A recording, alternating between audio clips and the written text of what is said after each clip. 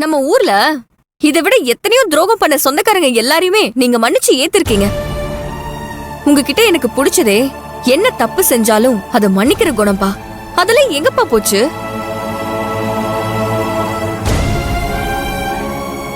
அம்மாவை ஏன்பா பாக்குறீங்க?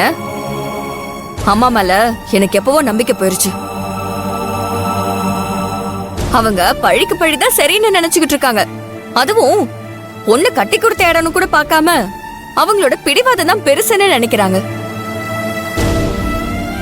என்னோட நம்பிக்கை எல்லாமே உங்க மேலதான் இருந்தது. ஆனா நீங்களும் இப்படி மாறி இருப்பீங்கன்னு நான் எதிர்பார்க்கலப்பா.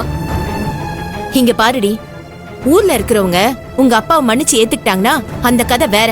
ஆனா இது அப்படி கிடையாது. அது எப்படிமா? ஊருக்கு ஒரு நியாயம், வீட்டுக்கு ஒரு நியாயம். ஹேய், நான் சொல்றத கொஞ்சம் யோசிச்சு பாரு. உங்க அப்பாவோட உயிர் போயிருந்தா அது திரும்ப கிடைச்சிருக்குமா? அந்த கடவுளோட அனுகிரகத்தால இன்னைக்கு உங்க அப்பா உயிரோட கிடைச்சிருக்காரு. விஷத்தை வச்சு கொல்ல பார்த்தவ அந்த வீட்ல இருக்கிறப்ப நாங்க எப்படி அந்த வீட்டுக்கு வர முடியும்? பேச வந்துட்டா பேச்சு. எங்க நிலைமையை கொஞ்சம் யோசிச்சு பாரு, அப்ப தெரியும் உனக்கு. செல்வி, விடுங்க. அவங்க வலியும் வேதனையும் நியாயம்தான். அவங்க யோசிக்கிறதுல என்ன தப்பு இருக்கு?